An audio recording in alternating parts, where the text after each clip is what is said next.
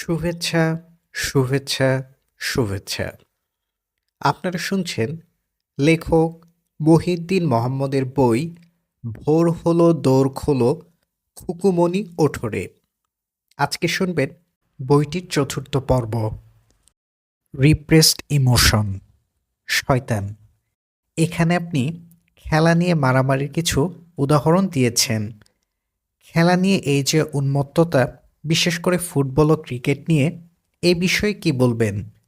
বিশ্ববিদ্যালয়গুলোতে বড় প্রজেক্টর স্থাপন করে খেলা দেখানো হচ্ছে। ছাত্ররা সারা মাস বিশ্বকাপ নিয়ে মেতে থাকছে। কিন্তু এ উন্মাদনা জার্মানি বা ফ্রান্সে নেই, যদিও তাদের দল বিশ্বকাপ খেলছে। জিব্রাইল: হ্যাঁ, বিশ্ববিদ্যালয়গুলোতে ছাত্ররা বিরাট জনসভা বসিয়ে ব্রাজিল আর্জেন্টিনার খেলা দেখছে, এটি সত্য। কিন্তু এ নিয়ে দেশ রসাতলে গেল এমন স্লোগান তোলা আমার কাছে যৌক্তিক মনে হয় না। প্রথমত, পৃথিবীর প্রতিটি দেশের সমাজ আলাদা। জার্মানিতে কেউ জার্মান দল নিয়ে মাতামাতি করছে না বলে যে ঢাকায় কেউ বুয়েন্স আয়ার্স নিয়ে মাতামাতি করতে পারবে না, এমন কোনো নিয়ম নেই। এমনটি হলে পৃথিবীতে সাংস্কৃতিক বৈচিত্র্য বলে কিছু থাকতো না। আমেরিকা, অস্ট্রেলিয়ার সমাজ মেকানিস্টিক, যন্ত্রের মতো, একই সাথে উদার। মানুষের হিউম্যান ইমোশন, অর্থাৎ মানবিক আবেগগুলো ওখানে অবদমিত থাকে না। মানুষের যে ইনস্টিংটিভ আকাঙ্ক্ষা, তা কোনো না কোনোভাবে ওই সমাজগুলোতে মিটে যায়। ইন্টেলেকচুয়াল ডিজায়ারও ওখানে বাধাগ্রস্ত নয়। ফলে তরুণরা হঠাৎ দল বেঁধে কোনো বিষয়ে ইমোশন প্রকাশ করবে, এর সম্ভাবনা ওখানে কম। কিন্তু বাংলাদেশে এর সম্ভাবনা বেশ উঁচু, কারণ এখানে তরুণরা সারাক্ষণ নানা আফসোস ও হতাশার ভেতর থাকে। তারুণ্যের যে ইনস্টিংটিভ ভিগর, প্রাণচাঞ্চল্য, সেটি আমাদের তরুণরা স্বাভাবিক প্রক্রিয়ায় প্রকাশ করার সুযোগ পায় না। ফলে হঠাৎ কোনো উপলক্ষ পেলে, যেমন ফুটবল ও ক্রিকেট খেলা, তারা দল বেঁধে তীব্র শক্তিতে হৈহুল্লোড়, উল্লাস, উত্তেজনা এগুলো দেখাতে থাকে। এসব কিন্তু দীর্ঘদিনের চাপা পড়া ইমোশন বা আবেগের বহিঃপ্রকাশ। এই আবেগ প্রকৃত অর্থে খেলা দেখার আবেগ ছিল না। হয়তো এটা ছিল যৌন আবেগ, সুস্থ ক্রিয়াকর্মে অংশ নেওয়ার আবেগ, একটি ভালো পরিবেশে পড়াশোনা করতে চাওয়ার আবেগ, আর্থিক নিশ্চয়তা অর্জনের আবেগ, চিত্ত বিনোদনের আবেগ, রাজনীতি করার আবেগ, স্বাধীনভাবে কথা বলার আবেগ। যেহেতু এইসবের কিছুই সে পাচ্ছে না, তাই এই আবেগগুলো বিকৃত হয়ে প্রকাশিত হচ্ছে খেলা নিয়ে মাতামাতি করার আবেগ হিসেবে। আমাদের রাজনীতিকরা তরুণদের জন্য একটি ভালো মানের রাষ্ট্র নির্মাণ করুক, দেখবেন খেলা নিয়ে এ ধরনের আবেগ স্বয়ংক্রিয়ভাবে কমে গেছে। আরেকটি বিষয় হলো, বাংলাদেশের মানুষ ফুটবল ভালোবাসে। এর কারণ তার নিজের জীবনটা ফুটবলের মতো। বাবা মার লাথি, বেকারত্বের লাথি, রাজনীতির লাথি, সমাজের লাথি, ধর্মের লাথি, দারিদ্র্যের লাথি, জিপিএর লাথি, বিসিএসের লাথি, প্রেমিকার লাথি, এরকম অজস্র লাথি খেয়ে সে ধরে নিয়েছে তাকে দিয়ে গোললাইন অতিক্রম করা সম্ভব নয়। এজন্য দুধের স্বাদ ঘোলে মেটাতে সে তাকিয়ে থাকে ফুটবলের দিকে। মেসি বা নেইমারের লাথি খেয়ে কোনো বল যখন গোললাইন পার হয়, তখন সে গোপনে বলতে থাকে, দেখো, উপযুক্ত লাথি পেলে আমিও বলটির মতো গন্তব্যে পৌঁছতে পারতাম। আমাদের দুর্ভাগ্য, বাংলাদেশের বিশ্ববিদ্যালয়গুলো তরুণদের পশ্চাতে আজও একটি ভালো মানের লাথি দাগাতে পারেনি। আয়নাকোষ, শয়তান। আপনি এখানে রিপ্রেসড ইমোশনের কথা বললেন, কিন্তু খেলা নিয়ে মাতামাতির কোনো শরীরবৃত্তীয় কারণ আছে কি না তা স্পষ্ট করেননি। শরীরবৃত্তীয় কারণ আছে কি? জিব্রাইল: আছে। খেলার প্রতি মানুষের যে আগ্রহ বা উন্মাদনা, সেটিকে ভালো করে বুঝতে হলে আমাদের মিরর নিউরনের দিকে তাকাতে হবে। মিরর নিউরন, যেটির বাংলা করেছি আমি আয়নাকোষ, এটি আমাদের প্রত্যেকের মগজেই আছে।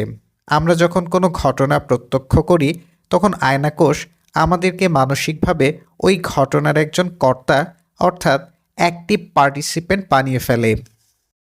ঘটনা বা মঞ্চের চরিত্রের স্থলে মানুষ নিজেদেরকে কল্পনা করতে শুরু করে এবং সে অনুযায়ী প্রতিক্রিয়া দেখাতে থাকে। ফুটবলে মেসি ও রোনালদো লাথি মারলে আমরা ভাবি লাথিটা আমরাই মেরেছি। তাদের বিজয় আমাদেরই বিজয়, এবং এটি শুধু খেলার ক্ষেত্রেই ঘটে না, বই পাঠের সময়ও এমনটি ঘটে। Crime thriller, psychological thriller, romance thriller এ ধরনের বইপত্র পড়ার সময় আনাড়ি পাঠকরা আয়নাকোষের প্রভাবে গল্পের চরিত্রের ভেতর নিজেরাই ঢুকে পড়েন। Masud Rana series, Sherlock Holmes, Dan Brown, JK Rowling, Feluda, Misir Ali series, Himu series এইসব এত জনপ্রিয় কেন? কারণ এইসব সিরিজ খুব সহজেই মানুষের মিরর নিউরনকে সক্রিয় করতে পারে। মিরর নিউরন তখন ফিকশনের ঘটনা প্রবাহকে পাঠকের নিজের ঘটনা প্রবাহ হিসেবে ট্রান্সলেট করতে শুরু করে। শার্লক হোমস ব্যথা পেলে পাঠকও ব্যথা পান। এ প্রক্রিয়ায় পাঠকের মনে জন্ম নেয় এক প্রকার নেশা উদ্রেককারী আবেগ। এ আবেগের বশে সে একটি বই শেষ করে দৌড়ে যায় আরেকটি বই কেনার জন্য। গিয়ে বলতে থাকে, মিসির আলির নতুন কোনো বই এসেছে?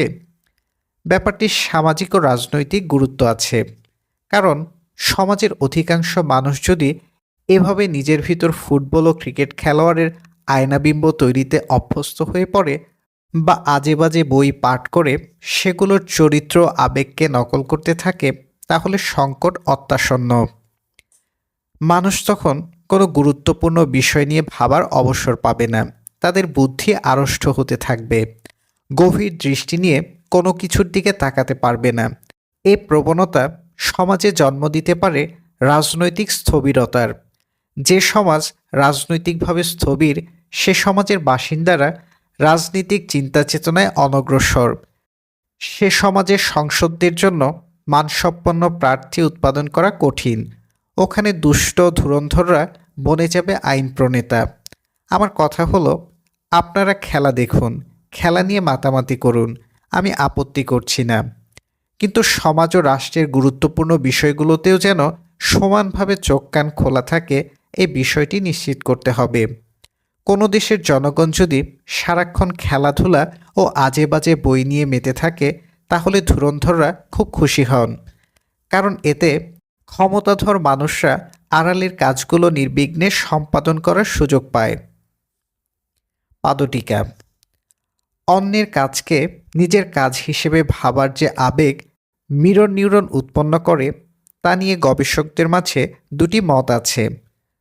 প্রথম মতে, এ আবেগ তৈরির পেছনে একটি বিশেষ ধরনের নিউরন কোষ দায়ী, যার নাম দেওয়া হয়েছে মিরর নিউরন। দ্বিতীয় মতে, এ আবেগ তৈরির জন্য এককভাবে কোনো বিশেষ নিউরন কোষ দায়ী নয়, বরং মস্তিষ্কের কয়েকটি বিশেষ অঞ্চল সম্মিলিতভাবে মানুষের মাঝে এ আবেগ তৈরি করে। সুতরাং উপরের লেখাটি পড়ার সময় মিরর নিউরনের স্থানে মিরর নিউরাল সিস্টেমও পড়া যেতে পারে। ফেসবুক ধার্মিক শয়তান। ফেসবুকে প্রায়ই ধর্ম নিয়ে কথা কাটাকাটি হয়, তর্কাতর্কি বাধে। ধর্মীয় কট্টরপন্থা প্রচারের মাধ্যম হিসেবেও অনেকে ফেসবুক ব্যবহার করছে। এ ব্যাপারে কি বলবেন? জিব্রাইল। ফেসবুকে ধর্ম নিয়ে যারা তর্কাতর্কি করে, তাদের কেউই তেমন ধার্মিক মানুষ নয়। হাবভাব ও লেবাসে তারা ধার্মিক হতে পারে, কিন্তু অন্তরে প্রত্যেকেই পাকা ইবলিশ। এত তুচ্ছ সংকীর্ণ মন নিয়ে এরা চলাফেরা করে যে এদের কর্মকাণ্ড নিয়ে আলোচনা করতেও রুচিতে বাধে। মানসিক সংকীর্ণতাই ধর্মীয় তর্কাতর্কির প্রধান কারণ। ধর্মতাত্ত্বিকগণ কতটা সংকীর্ণ হতে পারে তার একটি উদাহরণ দিচ্ছি, তাহলেই বুঝবেন ফেসবুকে ধর্মীয় তর্কাতর্কি কারা করে।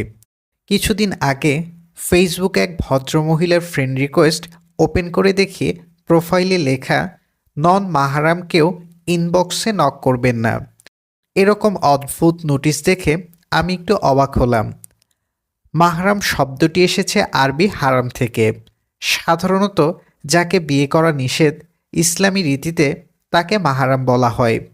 সে হিসেবে আমি ভদ্রমহিলার মাহারাম নই, অর্থাৎ নন মাহারাম, কারণ আমি তার বাবা, চাচা, মামা, শ্বশুর, আপন ভাই, দাদা, নানা, নাতি, দুধভাই, ছেলে, ভাতিজা, ভাগিনা, মেয়ের জামাই বা দুধ ছেলে নই। নোটিশটি পড়ার সাথে সাথে সূরা নিসার কথা মনে পড়ল। ওই সূরায় মাহরাম বিষয়ক একটি আয়াত একবার পড়েছিলাম। কোরআন খুলে আয়াতটি আবার পড়লাম। দেখলাম যে ইনবক্সে নক করার ব্যাপারে ওই আয়াতে কোনো নিষেধাজ্ঞা দেয়া হয়নি। কেবল নির্দিষ্ট কিছু আত্মীয়কে বিয়ে করতে নিষেধ করা হয়েছে। কিন্তু আল্লাহর বান্দারা যেহেতু কোরআন বেশি বোঝে, তাই তারা বিয়ের নিষেধাজ্ঞাকে রূপদান করেছে যোগাযোগের নিষেধাজ্ঞায়। ইনবক্সে নক ব্যাপারটি মূলত চিঠি চালাচালি। কাগজপত্রের বদলে এখানে ব্যবহৃত হয় ইলেকট্রনিক লিপি। এই লিপি চালাচালিতে আল্লাহ ও ইসলামের কোনো অসুবিধা হওয়ার কথা নয়। নন মাহরাম ছাত্রী যদি নন মাহরাম শিক্ষকের সাথে কথা বলতে না পারেন, তাকে ইমেল পাঠাতে না পারেন, ইনবক্সে নক না করতে পারেন, তাহলে ইবলিশের খুব সুবিধা হয়। কারণ এতে মুসলিমরা জ্ঞান বিজ্ঞানে দ্রুত পিছিয়ে পড়বে। আর ইবলিশ আসমানের দিকে চেয়ে বলবে, দেখেছ কিভাবে স্বর্গচ্যুতির প্রতিশোধ নিচ্ছি। তুমি বলেছিলে বিয়ে না করতে, আর আমি বুঝিয়েছি ইনবক্সে নক না করতে। ফেসবুকে ফ্রেন্ড রিকোয়েস্ট পাওয়ার অর্থ হলো কেউ আপনাকে তার বন্ধু হওয়ার আমন্ত্রণ জানাচ্ছেন। সে হিসেবে বলা যায় ভদ্রমহিলা আমার সাথে বন্ধুত্বের সম্পর্কে জড়াতে চাচ্ছেন। একজন বন্ধু আরেকজন বন্ধুর সাথে কথা বলবে, চিঠি লিখবে, ইমেল পাঠাবে, সুখ দুঃখের কথা জানাতে ইনবক্সে নক করবে, এটি স্বাভাবিক। কিন্তু ইনবক্সে নক করবেন না, এই রকম নোটিশ ঝুলিয়ে ভদ্রমহিলা আমার সাথে ঠিক কী ধরনের বন্ধুত্ব স্থাপন করতে চাচ্ছিলেন তা বুঝতে পারিনি। সম্ভবত উনি ধরে নিয়েছিলেন নন মাহারাম কোনো পুরুষ কোনো নারীকে ইনবক্সে নক করলে বুঝতে হবে ওই পুরুষটাকে সঙ্গমের আমন্ত্রণ জানাচ্ছেন, যৌন সংকেত বা মেইটিং সিগন্যাল পাঠাচ্ছেন। বাংলাদেশে এই ধরনের আমন্ত্রণকে ইউফিমিস্টিক ভাষায় বিয়ের প্রস্তাব ও প্রেমের প্রস্তাব নামে ডাকা হয়। একজন প্রাপ্তবয়স্ক পুরুষ আরেকজন প্রাপ্তবয়স্ক নারীকে বা একজন প্রাপ্তবয়স্ক নারী আরেকজন প্রাপ্তবয়স্ক পুরুষকে এই ধরনের প্রস্তাব যুগে যুগে পাঠিয়ে আসছে বলেই মানুষ পৃথিবীতে টিকে আছে। ইসলাম ধর্মেও এ নিয়ে কোনো নিষেধাজ্ঞা নেই। আসলে নোটিশটি হওয়া উচিত ছিল নন মাহারামদের মেসেজকে খুব গুরুত্বের সাথে দেখা হয়। কারণ যিনি মাহারাম বা ঘনিষ্ঠ আত্মীয়, তার তো ওই ভদ্রমহিলাকে ইনবক্সে নক দেওয়া জরুরি নয়। মাহারামদের সাথে ওই নারীর সরাসরিও ফোনে কথা বলার সুযোগ আছে। আমি যদি ভদ্রমহিলার ফ্রেন্ড রিকোয়েস্ট গ্রহণ করতাম, তাহলে ইনবক্সে নক দেওয়া ছাড়া তার সাথে যোগাযোগ স্থাপনের কোনো উপায় থাকতো কি? থাকতো না। আর বিপরীত লিঙ্গের কাউকে মেসেজ পাঠানো, ইমেল পাঠানো, ফোন করা ও তার সাথে কথা বলার অর্থ এই নয় যে তার সাথে আপনি প্রেম করতে চাচ্ছেন। এমনকি কেউ যদি প্রেম করার মতলব নিয়েও মেসেজ চালাচালি করে, এতে আমি দোষের কিছু দেখি না, যতক্ষণ পর্যন্ত না এটি উত্ত্যক্তের পর্যায়ে যায়। মানুষ মানুষের সাথে প্রয়োজনে অপ্রয়োজনে কথা বলতে পারে, ইনবক্সে নক করতে পারে। এখানে মাহারাম নন মাহারাম এ ধরনের ইবলিশি কথাবার্তা টেনে আনার দরকার কি? গেটের ফাউস্টের ঈশ্বরের সাথে ইবলিশ কিছু বাজি ধরেছিল। আমার ধারণা এই রকম বাজি আল্লাহর সাথেও ইবলিশের আছে। যত্রতত্র বুঝে না বুঝে যারা ধর্মীয় জিনিসপত্র হাজির করেন, তারা মূলত ইবলিশের বাজির দাস হিসেবে ব্যবহৃত হচ্ছেন। আল্লাহর সাথে তাদের কোনো সম্পর্ক নেই। আল্লাহর মাইকের চেয়ে ইবলিশের মাইকেই তাদের আস্থা বেশি। কারণ আল্লাহর মাইক থেকে যে আওয়াজ বের হয়, সে আওয়াজ শ্রবণ, পঠন ও অনুধাবন তিনটির কোনোটিই করার সামর্থ্য তাদের নেই। এমনকি আল্লাহ কি, এই বিষয়টিও তারা বুঝেন বলে মনে হয় না। তাদের ধারণা আল্লাহ হলেন ৭ আসমানের ওপর বসে থাকা কোনো সর্বশক্তিমান দৈত্য। এই হলো ধর্মতার্কিকদের মানসিকতার নমুনা। তরুণদেরকে এ ধরনের মানসিকতা পরিহার করতে হবে। তারা তর্ক করুক, এতে আমার আপত্তি নেই, কিন্তু এই ধরনের ময়লা মানসিকতা নিয়ে তর্ক করা বিপজ্জনক। দেশে ধর্মবিরোধী যে শ্রেণীটি আছে, তাদেরও একটি বড় অংশ এই রোগে আক্রান্ত। গালাগালি ও বিষোদ্গার ছাড়া তারা কথা বলতে পারে না। আরামদায়ক খাঁচা, শয়তান। একটু ভিন্ন প্রসঙ্গে কথা বলতে চাই। ব্যায়াম বা শরীরচর্চায় বাংলাদেশের নারীরা পুরুষদের চেয়ে পিছিয়ে আছে কিনা, থাকলে এর মূল কারণ কি মনে করেন? জিব্রাইল: বাংলাদেশের নারীদের ব্যায়াম করার সুযোগ নেই বললেই চলে। যারা একটু আর্থিকভাবে সচ্ছল তারা এখানে কায়িক শ্রমও করেন না। রান্নাবান্না ও আরামদায়ক চাকরিতে যা পরিশ্রম হয় তাতে তলপেটের ভিসেরাল ফ্যাট কমার কথা নয়। মেদভুঁড়িতে যেভাবে নারীরা আক্রান্ত হচ্ছেন তাতে তাদের প্রজনন স্বাস্থ্য তো বটেই, সাধারণ স্বাস্থ্যও ঝুঁকির মধ্যে পড়ছে। খেলাধুলায় মেয়েদের অংশগ্রহণ প্রায় শূন্যের কোঠায়। সামাজিক ও ধর্মীয় চাপে তারা ঘরকুনো হয়ে থাকছেন। খেলার মাঠ ও রাস্তায় কোনো নারী 1 মাইল দৌড়াবেন, এটি বাংলাদেশের সমাজ কল্পনাও করতে পারে না। ডায়াবেটিসে পড়ে কেউ কেউ একটু আধটু হাঁটাচলা করছেন, কিন্তু এটি সুস্থতার লক্ষণ নয়। মধ্যপ্রাচ্য থেকে যে কয়টি পোশাক এখানে আমদানি করা হয়েছে এগুলোর কোনোটি নারীদের শরীরচর্চার জন্য উপযুক্ত নয়। নারীরা যে একটু পছন্দমতো পোশাক পরে দৌড়ঝাঁপ করবেন, হর্ষচিত্রে ঘোরাফেরা করবেন, এ উপায়ও নেই। কারণ কোন কোন নারী দোজকে যাবেন তার একটি তালিকা ধর্মপতিদের হাতে রয়েছে। এই তালিকায় নাম উঠুক, এটি কোনো নারী চায় না। মাইক বাজিয়ে বাজিয়ে নারীদেরকে ভয় দেখানো হচ্ছে, যেন তারা পছন্দমতো চলাফেরা করতে না পারে। পোশাক দেখে দেখে নারীদের চরিত্র মাপার চেষ্টা করা হচ্ছে। পৃথিবীতে আর কোনো প্রাণীর স্ত্রী সদস্যরা এ যাতনার ভেতর দিয়ে যায় বলে মনে হয় না।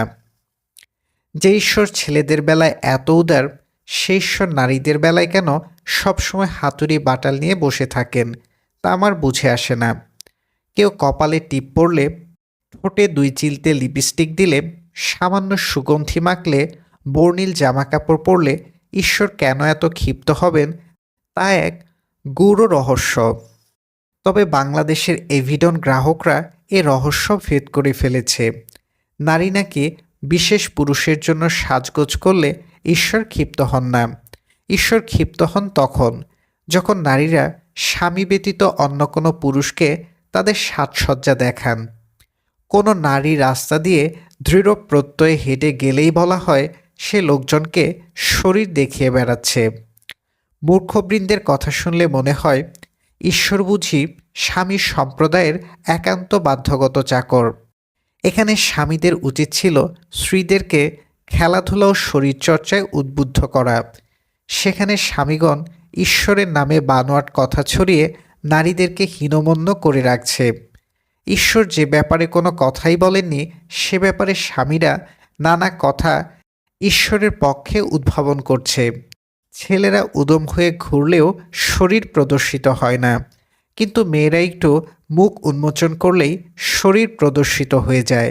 দোজখের তালিখাতায় তাদের নাম চলে যায়। তবে এইসবে দমে গেলে চলবে না। নারীর উচিত নিজ উদ্যোগেই নিয়মিত খোলা হাওয়ায় শরীরচর্চা করা। মেয়েরা যেন মুক্ত বাতাস ফুসফুসে টেনে নিতে পারে, এটি নিশ্চিতে স্বামী ও বাবাদের কাজ করা দরকার। প্রতিটি এলাকায় নারীবান্ধব রাস্তাঘাট ও খেলার মাঠ গড়ে তুলতে হবে। নারীরা যেন আনন্দ হাসি খুশির ভেতর জীবন অতিবাহিত করতে পারে, এ ব্যাপারে সমাজকে ভূমিকা নিতে হবে। ইবাদত বন্দিগির সাথে যে আনন্দের কোনো শত্রুতা নেই, এটি ধার্মিকদের বুঝতে হবে। আল্লাহর বান্দা হওয়ার অর্থ এই নয় যে নিজেকে সারাক্ষণ অপ্রয়োজনীয় দুঃখ কষ্টের ভেতর বন্দী করে রাখা। আনন্দঘন সুস্থ জীবনযাপন করেও যে ধর্মকর্ম করা যায়, এটি বাংলাদেশি নারী পুরুষগণকে অনুধাবন করতে হবে। পৃথিবীতে একটু হাসি খুশি থাকলে পরকালে সাজা পেতে হবে, এটি হিংসুটে মগজের দরিদ্র চিন্তা। ঈশ্বর বাঙালির মতো এত ছোট লোক নন যে একজন নারী তার শরীর সুস্থ রাখতে মাঠে খেলাধুলা করলে তাকে নরকে ছুঁড়ে দেবেন। যারা নারীদেরকে রাত দিন পরকালের ভয় দেখায় তারা ঘিলুশূন্য ঈর্ষাকাতর প্রাণী। একজন জাপানি থিওলজিস্টের সাথে একবার পরকাল নিয়ে আমার আলোচনা হয়েছিল। তিনি জানিয়েছিলেন পরকাল যদি থেকেও থাকে তবে সেটা জাপানিদের জন্য ভীতিকর হবে না, কারণ জাপানিরা তেমন একটা পাপ করে না। আমি বললাম, হ্যাঁ, পরকাল ভীতিকর হবে বাঙালিদের জন্য। এমন কোনো পাপ নেই যা বাঙালিরা করে না। এ কারণে বাঙালি মুসলমানের ভেতর সারাক্ষণ পরকাল নিয়ে একটি উদ্বেগ কাজ করে। এই উদ্বেগ থেকেই নারীদেরকে কথায় কথায় পরকালের ভয় দেখানো হয়। যদিও আমাদের যে সমাজ, সেখানে স্ত্রীদের চেয়ে স্বামীদের পাপ করার সুযোগ লক্ষগুণ বেশি। পাপী স্বামীরাই দল বেঁধে নারীদেরকে ভয় দেখাচ্ছে। নারীরাও বিনা বাক্যে এ ভয়ে বিশ্বাস স্থাপন করছে। কোনো কোনো নারী ভয়ের পক্ষে প্রচারণাও চালাচ্ছে। খাঁচায় থেকে থেকে পাখিরা আকাশে ওড়াকে ভাবছে ব্যাধি। রূপের আগুন, শয়তান। বাংলাদেশে নারীদের রূপ ও সজ্জা নিয়ে প্রায়ই গণ্ডগোল বাধে। টিপ জিন্স, টপস, স্লিভলেস জামা এইসবকে এখানে বেশ খারাপ চোখে দেখা হয়। কোনো নারী একটু সাজগোজ করে বাইরে বের হলে সমাজ তার চরিত্র নিয়ে সন্দেহ প্রকাশ করে। এটি কেন ঘটছে বলে মনে করেন? সমাজকে এ থেকে মুক্ত করার উপায় কী?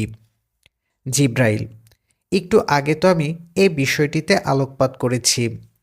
মূল কারণটি এখানে ধর্মীয় কনজারভেটিজম। একজন নারী জিন্স পরলে আল্লাহর কোনো অসুবিধা হওয়ার কথা নয়। কারো কপালের টিপ আল্লাহর সিংহাসন ধসিয়ে দেয় না। একটি টি শার্ট বা গেঞ্জি আল্লাহকে রাগিয়ে দেয়, এমন কল্পনা আল্লাহর জন্য অবমাননাকর। আল্লাহর সন্ধান না পেয়ে যারা নিজেদের অপবিশ্বাসকে বিকল্প আল্লাহ হিসেবে মেনে নিয়েছেন, তারাই নারীর পোশাক আশাক, সাজগোজ এইসব নিয়ে মাতামাতি করছে। কোথাও একটু সুন্দর পরিপাটি নারীর দেখা পেলে লাঠিয়ালগণ নিজেদের সৌন্দর্য নিয়ে হীনমন্যতায় ভুগছে। সম্ভবত তারা জানে তাদের বহির্মণ্ডল অন্তর্মণ্ডলের মতোই কুৎসিত, ওখানে কোনো আলোর ছটা নেই। তাদের হৃদয় শ্রীহীন, তাদের চিন্তাভাবনা কৌমার্যবর্জিত। এই ব্যাপারটি তারা এক মুহূর্তের জন্যও ভুলতে পারে না বলে মনে হয়। তাদের যে জীবনযাপন, তার সাথে ক্ষুধা ও স্থলিপ্রধান প্রাণীদের বিশেষ কোনো পার্থক্য নেই। সাজসজ্জা মানুষকে আত্মপ্রত্যয়ী করে। মানুষের সাথে বনের বানরদের বড় তফাৎ হলো, মানুষ বাহারি কাপড় চোপড় পরতে পছন্দ করে, কোনো অনুষ্ঠানে গেলে সে সেজেগুজে যায়। এ সাজকর্মে নারী ও পুরুষ একই জিনিস ব্যবহার করে না, করার কথা নয়। কারণ নারী ও পুরুষের দৈহিক গড়ন এক নয়। সৌন্দর্য প্রকাশের জন্য কে কোন উপকরণ ব্যবহার করবে তা অনেকটাই নির্ধারিত হয় সাজগোজকারীর শারীরিক অবয়ব ও রং দ্বারা। একজন কৃষ্ণকায় মানুষের প্রসাধনীর সাথে একজন ফর্সা মানুষের প্রসাধনী মিলবে না। মোটা মানুষের কাপড় চোপড় ও চিকন মানুষের কাপড় চোপড় একরকম নয়।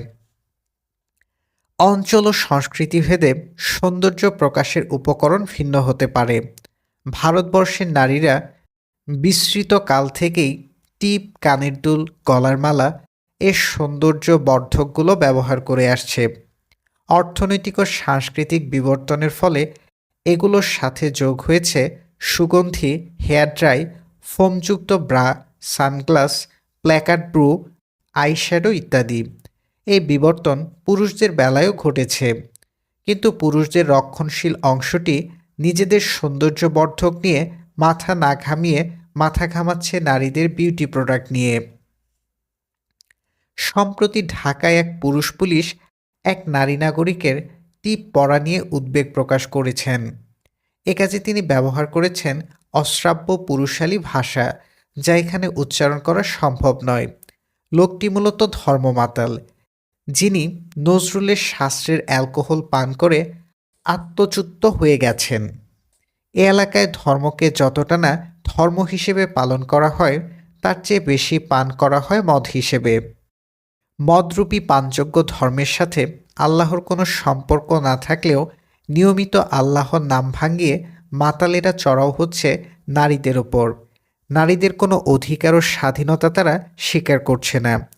নারীরা একটু আত্মপ্রত্যয়ী হয়ে চলাফেরা করবে, নিজের পছন্দমতো সঙ্গী খুঁজবে, আনন্দ উল্লাস করবে, এই বিষয়টি মাতালেরা কল্পনাই করতে পারছে না। কারণ প্রেমের চেয়ে ধর্ষণে তাদের অধিক আস্থা। মাতালদের অনুধাবন করা উচিত, মানুষের স্বাধীনতা ও অধিকার হরণ করে পৃথিবীতে কোনো ধর্ম বা রাজা টিকে থাকতে পারে না। নারীরা বিচ্ছিন্ন দ্বীপপুঞ্জের বাসিন্দা নয়, তারা আমাদেরই অংশ। পৃথিবী ভরে আছে তাদের নারী ছেঁড়া ধনে। ধর্মের নাম ভাঙিয়ে নারীকে পীড়ন করার চেষ্টা করলে মননশীল মানুষজন নারীর টানেই এর প্রতিবাদ করবে। আর নারীরা যদি আল্লাহর এতই অপছন্দের হতো, নারীর সুখ যদি আল্লাহর নিকট এতই আপত্তিকর হতো, তাহলে তাদেরকে তিনি সৃষ্টি করলেন কেন? এই ব্যাপারটি মাতালেরা ভেবে দেখতে চায় না। মাতালদের ধারণা তাদের নিজেদের তৈরি নিয়মকানুনই আল্লাহর তৈরি নিয়মকানুন। আল্লাহ তাদের নিয়মপত্রে সই করে রেখেছেন। একজন নারী টিপ পড়লে আল্লাহ ক্ষেপে উঠবেন, এমন চিন্তা ইবলিশের সৈনিক ছাড়া আর কারো পক্ষে করা সম্ভব নয়। আমি আগেও বলেছি, মাতাল মানুষের বড় শত্রু তার নিজের কান ও চোখ। সে যা দেখে ও শোনে তাতেই বিশ্বাস স্থাপন করে। শোনার আড়ালেও যে শোনার মতো অনেক কিছু থাকতে পারে, দেখার আড়ালেও যে অদেখা অনেক বিষয়ে মাথা তুলতে পারে, এ বোধ ধর্ম মাতালদের নেই। যদিও এরা দাবি করে যে আমরা আল্লাহর উপাসক, আল্লাহর বান্দা, কিন্তু এদের কাজকর্ম দেখলে মনে হয় এরা নিজেরাই বুঝি আল্লাহ। মানুষের পোশাক আশাক ও চরিত্র নিয়ে তারা খুব আত্মবিশ্বাসের সাথে মতামত দেয়। কে কি পড়বে ও খাবে, এ বিচারে তারা আসমানের আল্লাহর অপেক্ষা করে না। আসমানের আল্লাহর ওপর তাদের কোনো আস্থাই নেই। যদি থাকতো, তাহলে মানুষের পোশাক, ধর্ম, অধর্ম, কপালের টিপ, এগুলো নিয়ে এরা এত মাথা ঘামাতো না। যেহেতু তারা আসমানের আল্লাহর পরিবর্তে জমিনের ইবলিশদেরকে আল্লাহ হিসেবে মেনে নিয়েছে, তাই যে কোনো মানুষ ও বিষয় সম্পর্কে মাতালেরা সহজেই নিপীড়নমূলক সিদ্ধান্তে পৌঁছতে পারে। মানুষকে অনুধাবন করতে হবে, আল্লাহর উপাসক যখন আল্লাহকে হৃদয়ে ধারণের বদলে আসমানে ফেলে রাখে, তখন ওই উপাসকের সাথে বুদ্ধিলুপ্ত পশুর কোনো পার্থক্য থাকে না। বাংলাদেশের দিকে তাকালে এ ব্যাপারটি সবচেয়ে বেশি নজরে পড়ে। অধিকাংশ মুসলিম এখানে আল্লাহকে হৃদয় থেকে মুছে আসমানে পাঠিয়ে দিয়েছেন। যিনি আসমানে থাকেন তাকে নিয়ে ভয়ের কিছু নেই। এত দূরে থেকে বাঙালি মুসলমানের ক্ষতি তিনি করতে পারবেন না। এই বিশ্বাস থেকেই বাঙালি ঘুষ খাচ্ছে, খাদ্যে ভেজাল মেশাচ্ছে, মিথ্যে বলছে, পণ্যের দাম বাড়াচ্ছে, ফেসবুকে মল্লযুদ্ধ করছে, মানুষকে বিপদে ফেলছে এবং ক্ষেপে উঠছে নারীর কপালের টিপ দেখে। তারা কিন্তু রাস্তায় পেট ফুঁকা মানুষ দেখলে ক্ষেপে উঠছে না। এক বোতল তেলের আশায় টিসিবি ট্রাক ধরে কেউ ঝুলে থাকলে তারা ক্ষেপে উঠছে না। হতাশায় কোনো ছাত্র আত্মহত্যা করলে তারা ক্ষেপে উঠছে না। সমাজ বা রাষ্ট্র খাদের দিকে ধাবিত হলে তারা ক্ষেপে উঠছে না। তারা ক্ষেপে উঠছে শুধু কোথাও নারীর সৌন্দর্য প্রকাশ পেলে। আসমানি গজব, শয়তান। বাংলাদেশে আসমানি গজব নামে একটি কথা প্রচলিত আছে। অপছন্দের মানুষদের দুর্ভোগকে অনেকেই ঐশ্বরিক গজব ভেবে উৎফুল্ল হন। এই ব্যাপারটিতে একটু আলোকপাত করবেন কি? জিব্রাইল। কিছুদিন আগে সুইডেনে লার্স ভিল্কস নামে এক কার্টুনিস্ট সড়ক দুর্ঘটনায় নিহত হন। একটি কল্পিত কার্টুনেকে তিনি এর নাম দিয়েছিলেন মোহাম্মদ। ভদ্রলোকের মৃত্যুকে বাংলাদেশে উদযাপন করা হয়েছে। যারা উদযাপন করেছে তাদের দাবি, মহানবী সাল্লাল্লাহু আলাইহি ওয়াসাল্লামের কার্টুন আঁকার উপযুক্ত শাস্তি হিসেবেই তিনি এমন মৃত্যু পেয়েছেন। আল্লাহ ছাড় দেন, কিন্তু ছেড়ে দেন না। বিভিন্ন ওয়াজ মাহফিলেও এই খবর ফলাও করে বর্ণনা করা হয়েছে। মুশকিল হল, ডক্টর খন্দকার আবদুল্লাহ জাহাঙ্গীর নামের একজন জনপ্রিয় ইসলামী বক্তা 2016 সালের 11 মে তারিখে একই রকম মর্মান্তিক সড়ক দুর্ঘটনায় নিহত হয়েছিলেন। তিনি ইসলাম ধর্মের কোনো অবমাননা কখনো করেছিলেন বলে আমার জানা নেই। কোনো কার্টুনও তিনি আঁকেননি। উদযাপনকারীদের উল্লাস আমলে নিলে আল্লাহ জনাব আবদুল্লাহ জাহাঙ্গীরের উপর কিসের প্রতিশোধ নিলেন, বা তাকে ও তার পরিবারকে কিসের শাস্তি দিলেন, তা আমার বোধগম্য নয়। আসলে দরিদ্ররা যখন ঈশ্বরের নাম নেয়, তখন দরিদ্রভাবেই নেয়। নানা তুচ্ছ ব্যাপারে তারা ঈশ্বরকে জড়িয়ে ফেলেন। একজন সামান্য মানুষকে শাস্তি দিতে আল্লাহ পৃথিবীতে আয়োজন করছেন সড়ক দুর্ঘটনা। এর চেয়ে বড় আল্লাহ বিরোধী কথা কি হতে পারে? আমার মনে হয় এরা মুসলিম পরিচয়ের আড়ালে খ্রিস্টান ধর্মের অনুসারী, সম্ভবত সেইন্ট অগাস্টিনের বংশধর। পাপের কারণে মানুষ রোগ শোকে ভোগে, দুর্ঘটনায় পতিত হয়, এমন তত্ত্ব উদ্ভাবন করেছিলেন খ্রিস্টান গুরু অগাস্টিন। পৃথিবীর যা কিছু খারাপ তার সব কিছুর জন্য তিনি দায়ী করতেন আদমহার আদি পাপকে। তার দাবি ঈশ্বর খুব ভালো, কিন্তু আদম হাওয়া ঈশ্বরের নিষেধ অমান্য করে যে পাপ করেছিল তার শাস্তি হিসেবেই পৃথিবীতে একের পর এক রোগ বালাই ও ঝড়ঝঞ্ঝা এসেছে। আর এদেশের মানুষ ঐতিহাসিকভাবেই হিন্দু ধর্ম দ্বারা প্রভাবিত। কর্মফল ধারণায় তাদের এতই আস্থা যে শত্রুর সামান্য দুর্ভোগকেও তারা নিজের পক্ষে ঈশ্বরের হস্তক্ষেপ বলে গণ্য করে। সন্তান জন্ম দিতে গিয়ে মা মারা গেলে বলা হয় মহিলাটির চরিত্র ভালো ছিল না। ওই যে কথা আছে না, না ভুক্তং খেয়েতে কর্মকল্প কোটি শৈতরপি অবশ্যমের ভোক্তপং কৃতং কর্ম শুভাশুভম। সনাতন জন্মন্তরবাদের এই অমেঘ বাণী বাঙালির খুব প্রিয়। তবে কর্মফলবাদী বাঙালি তার নিজ রাষ্ট্র সমাজের দিকে কখনো এই দৃষ্টি নিয়ে তাকায় না। নিজের দুর্ভোগকে একবারও সে কর্মফল হিসেবে বিবেচনা করতে চায় না। বাঙালি কর্মফল হিসাব করে কেবল শত্রু ও প্রতিবেশীর দুর্ভোগের সময়, অর্থাৎ যাকে দেখতে পারি না, যিনি আমার চক্ষুশূল, তার বিপদাপদকে উপভোগ করবই। এই হলো বাঙালির কর্মফলবাদের উপসংহার। আরেকটি ঘটনা মনে পড়ছে। একবার এক ধর্মবিরোধী লেখক ভুল চিকিৎসার শিকার হয়েছিলেন। এ খবরে বক ধার্মিকদের আনন্দ যেন ধরে না। কিছুদিন পর ওই লেখক একটি বিবৃতি দেন। বিবৃতিটি এখানে উদ্ধৃত করছি। জিহাদি ভাইয়েরা আমার অসুস্থতা নিয়ে কয়েকদিন যাবৎ চরম উৎসব করছেন। এটা ঠিক যে আমার উপর আল্লাহর গজব পড়েছে, ঠিক যেমন কয়ের উপর আল্লাহর গজব পড়েছিল। আমার আর কয়ের মধ্যে বিস্তর মিল। দুজনই আমরা আরবি খ মাসের তারিখে জন্ম নিয়েছিলাম।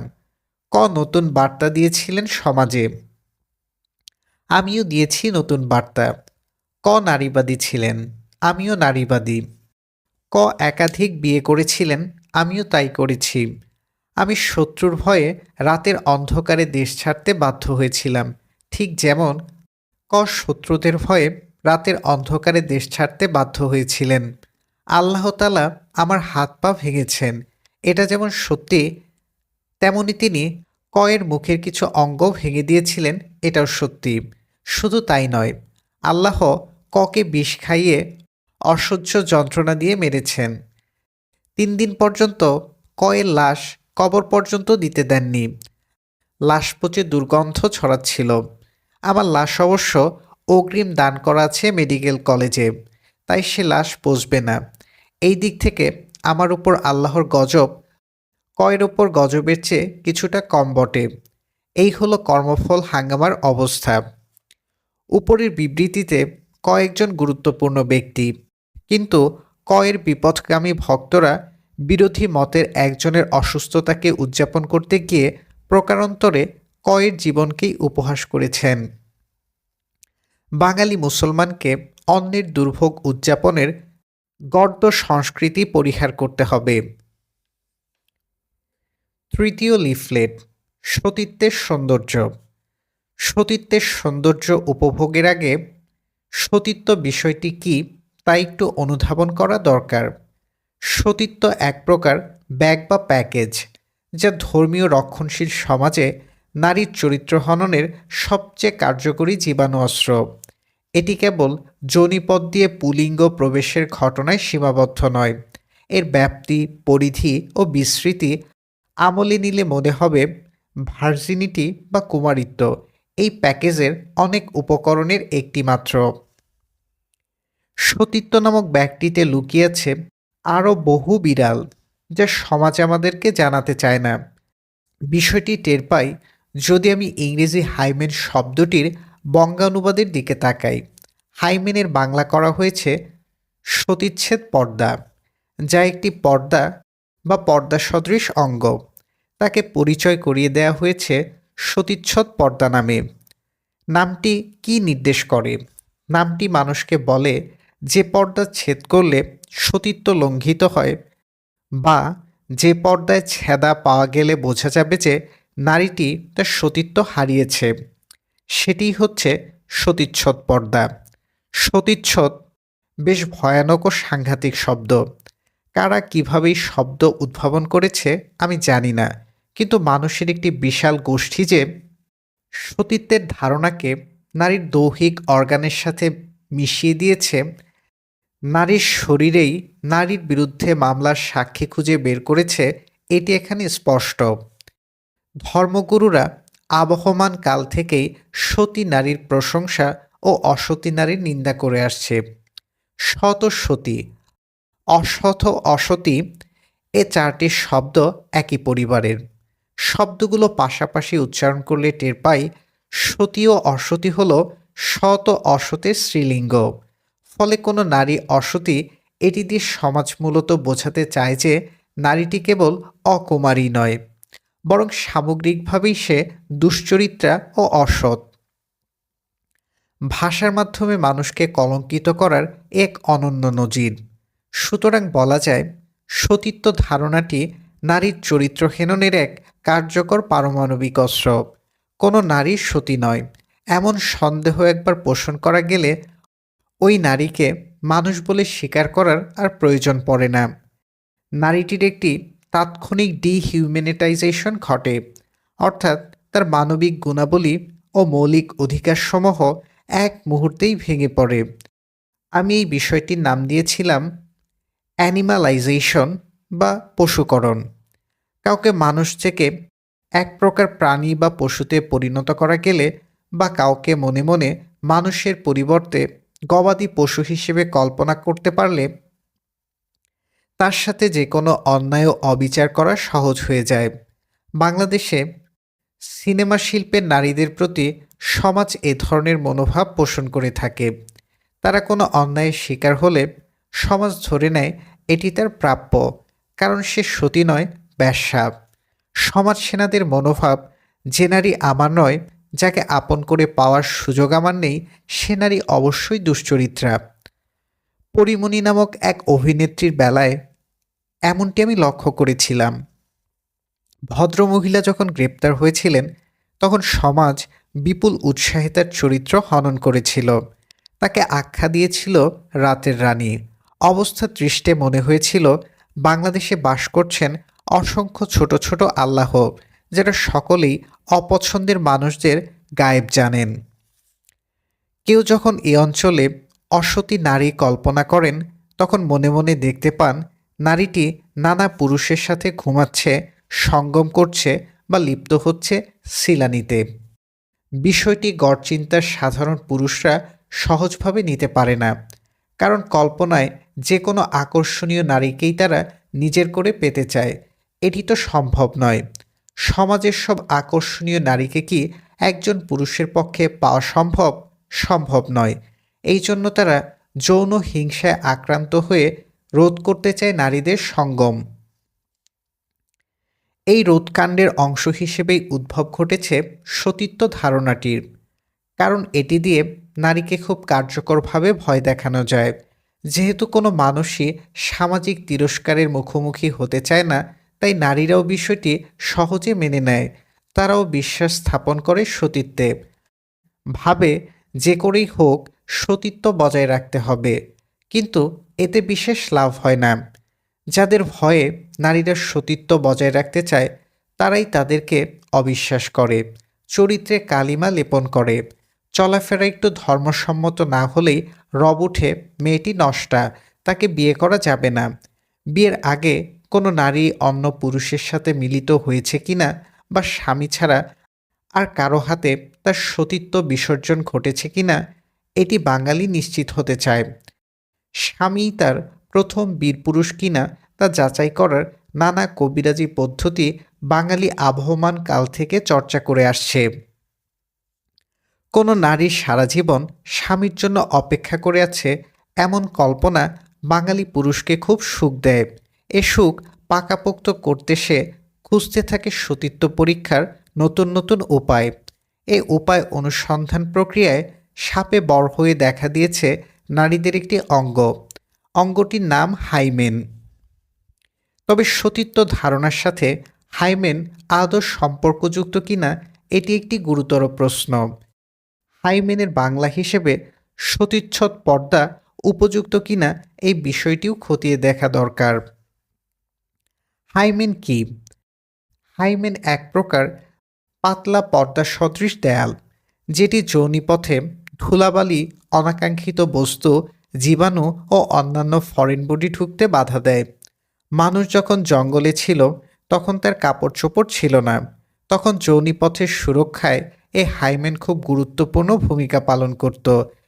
এ ভূমিকা অঙ্গটি এখনও পালন করছে।